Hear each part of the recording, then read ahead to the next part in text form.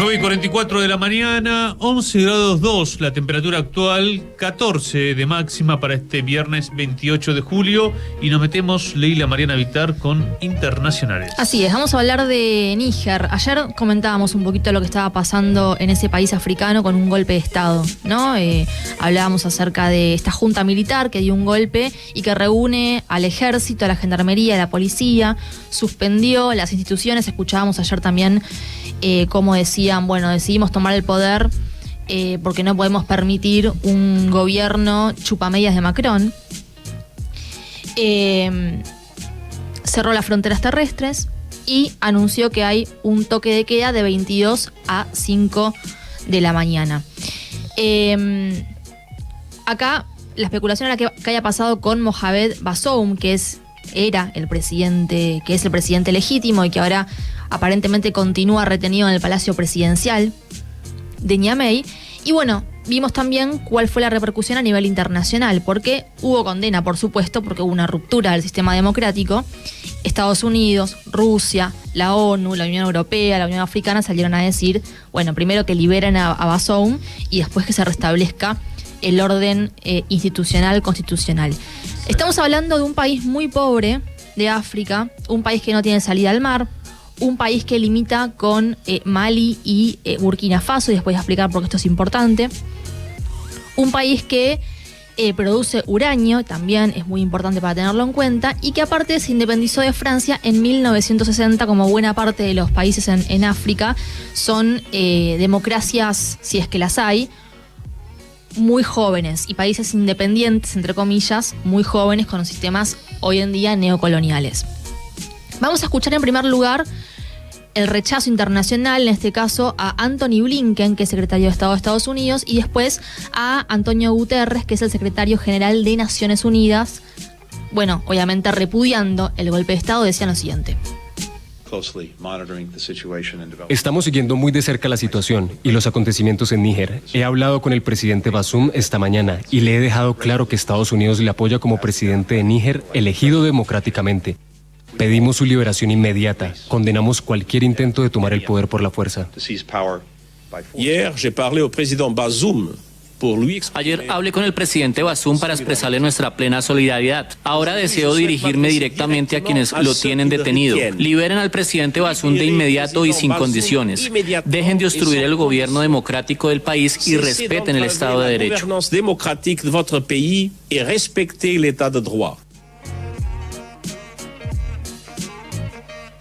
Bueno, la pregunta ahora era, ¿qué pasa con este golpe de Estado? ¿A quién beneficia a nivel internacional, ¿no? ¿A quién beneficia? ¿A quién está un poquito más preocupado a partir de todo esto? Bueno, y uno, si empieza a analizar, se da cuenta, por ejemplo, paralelamente a todo esto se está dando, y ahora vamos a meternos con eso, la cumbre Rusia-África en San Petersburgo, en Rusia. Y allí, ¿sabes quién estuvo? Prigozhin, el cocinero. Y se reunió con representantes de la delegación de Níger. Recordemos el empresario, el dueño del grupo Wagner. El dueño del grupo Wagner, que hace poquito intentó una rebelión que no le salió bien, que después se fue a Bielorrusia, pero ahora está en Rusia. Se reunió con representantes de Níger que están presentes en la cumbre, y aparte también difundió un video donde dice que el golpe militar en ese país es una buena noticia para África, porque el expresidente Bazoum es un pro-Francia. No, un poco esto más o menos intuíamos, porque cuando el comandante, uno de los líderes del golpe, hablaba de chuparle las medias a Francia, uno decía, bueno, evidentemente algo de la relación que tiene Níger, que aparte es un país dentro de África muy pro-occidente, bueno, algo de eso seguramente iba a tener repercusión a nivel internacional. Llega un paréntesis igual, qué rápido que Prigozhin fue a Rusia. Muy rápido, la verdad que llama la atención. Un tipo que supuestamente hizo un golpe de Estado contra Putin. Un traidor para Putin. Claro. Y obviamente no estuvo donde se hizo la cumbre, pero sí estuvo reunido con... O sea, evidentemente tiene el visto bueno del Kremlin, sí, claramente. Sí. Bueno, el grupo Wagner está trabajando, operando en Mali y en Burkina Faso. ¿Sí? Son dos países que limitan con Níger, y aparte entre los tres conforman una de las triples fronteras más violentas del mundo. podríamos pensar que a partir de este golpe de Estado, esta nueva junta militar puede llegar a tener un acercamiento al grupo Wagner, cosa que sería beneficiosa para Rusia y una muy mala noticia para los franceses, porque acá tenían una fuerte presencia las tropas francesas. ¿Y por qué todo esto? Ahora van a escuchar, yo decía que hubo toque de queda. ¿Por qué toque de queda? Porque salió la gente a festejar el golpe de Estado en Níger.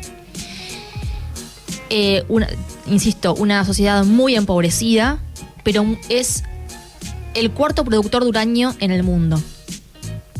¿Quién se lleva el uranio? Los franceses. La gente sale a festejar y entre los festejos también hubo disturbios porque ingresaron a la casa del partido del presidente depuesto, rompieron todo, prendieron fuego varios autos. Empezó como una situación medio de rebelión. Una pueblada, digamos. Una pueblada de gente festejando, insisto, con esto el golpe, y aparte con banderas. Ahora vamos a ir viendo en los videos cómo la gente de Níger salía a festejar con las banderas rusas. Ya lo hemos visto en varias oportunidades en otros países de África, ¿no? Hay un posicionamiento a favor de Rusia en esta disputa a nivel global que se da Rusia versus OTAN, porque vemos una África cansada de ese colonialismo que viene sufriendo y neocolonialismo y saqueo de sus recursos naturales, y se van posicionando de otra manera, porque aparte hoy surgen otras potencias emergentes, también potenciales aliadas de África, como son Rusia y también China. Te decía el uranio, ¿por qué es importante? Bueno, porque Francia trae de Níger prácticamente un tercio del total del uranio que necesita, en un país donde el 70% de la electricidad se genera con reactores atómicos, con lo cual para Francia es imprescindible el uranio. O sea, la energía depende del uranio de Níger. Con lo cual hay mucha preocupación en Francia, en la Unión Europea, en Estados Unidos. Así que esto como para tener una idea más o menos de cuáles son los intereses que en disputa en este momento, con el ojo puesto en Níger, insisto, un país muy prooccidental, también muy inestable, igual que el resto de sus vecinos, y que el último presidente, Bazoum, el que fue depuesto, fue el primer presidente en la historia en tener una transición pacífica, o sea, democrática. Un gobierno le entregó el poder a otro gobierno de manera pacífica. Esto no había pasado nunca en la historia. Bueno, eso se interrumpe ahora para dar, lugar a otro proceso. Evidentemente hay que ver con qué ideas viene esta junta militar y que si en el corto o en el largo plazo en algún momento se restablece la democracia en ese país. Ahora nos vamos para la cumbre Rusia-África, porque claro, paralelamente en este Putin contexto, claro, se reúne con presidentes y representantes de 49 países africanos que estuvieron ahí en San Petersburgo. En este momento siguen ahí porque dura 2 días la cumbre. Y tuvo, la verdad que un discurso muy interesante. Putin se centró en la cuestión de el acuerdo de granos que no funcionó.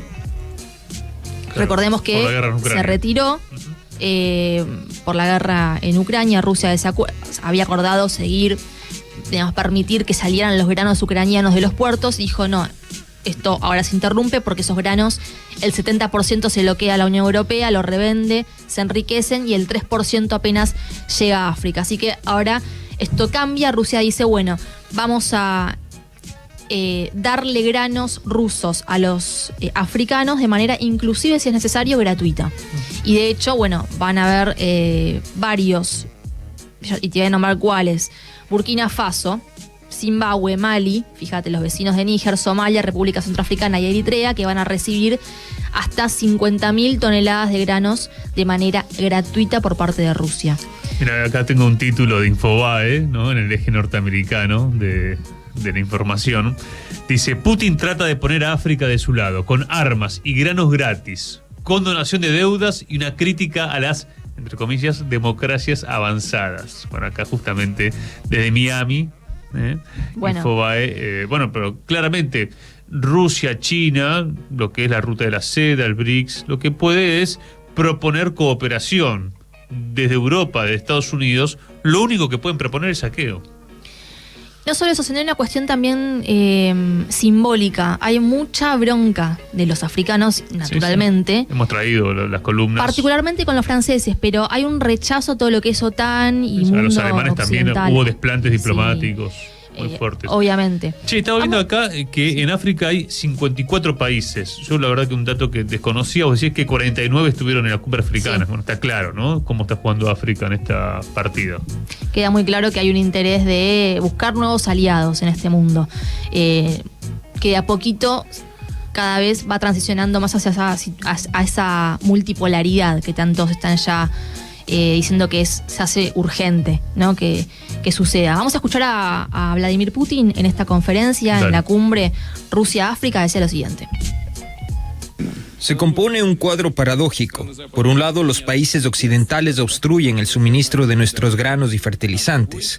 Por otro, hablando directo, hipócritamente nos acusan de la actual situación de crisis en el mercado mundial de alimentos. Se pusieron trabas a la donación de fertilizantes minerales por nuestra parte a los países más pobres y necesitados. De las 262.000 toneladas de dichos fertilizantes bloqueados en los puertos europeos, solo se enviaron 2 lotes, 20.000 toneladas a Malawi y 34.000 toneladas a Kenia. El resto quedó en manos de los europeos, a pesar de que se trataba de una acción puramente humanitaria, que en principio no debería estar sujeta a ninguna sanción.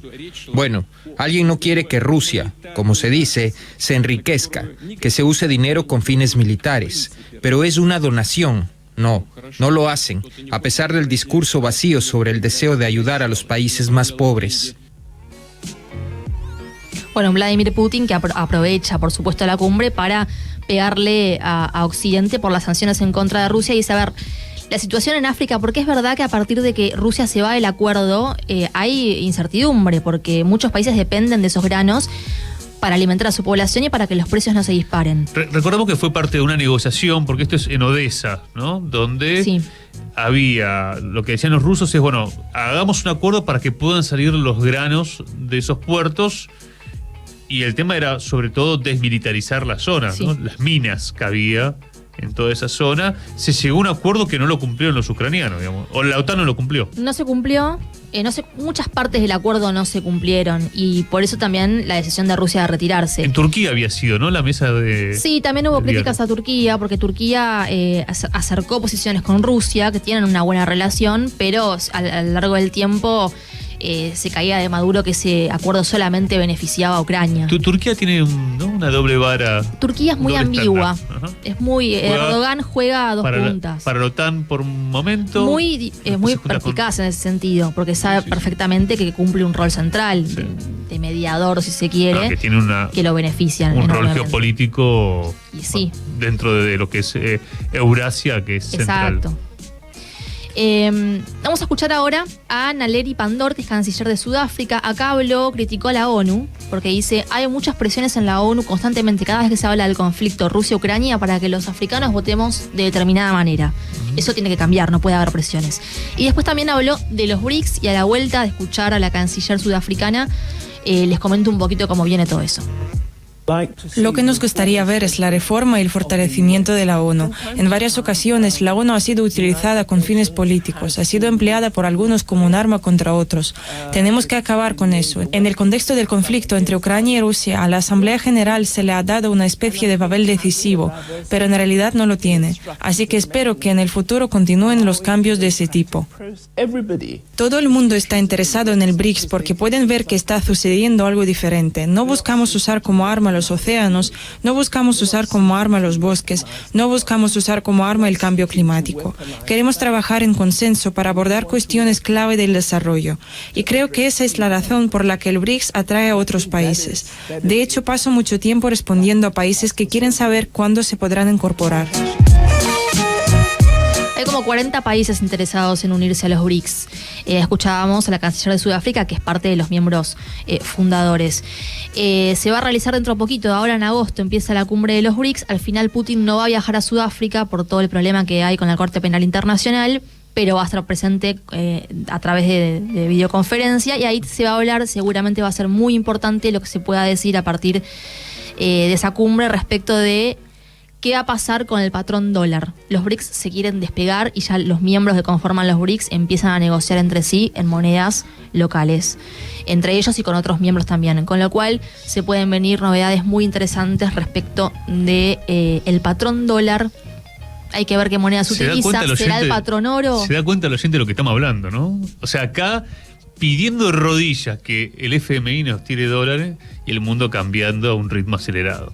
Vamos a ver qué pasa. Esta política internacional hay que tenerla en cuenta para discutir lo propio, ¿no? Exactamente, por eso traemos siempre, ¿no? Toda esta información y los análisis que tratamos de armar en esta mesa son para pensar sobre todo el mundo desde nuestra patria y en favor de nuestros intereses.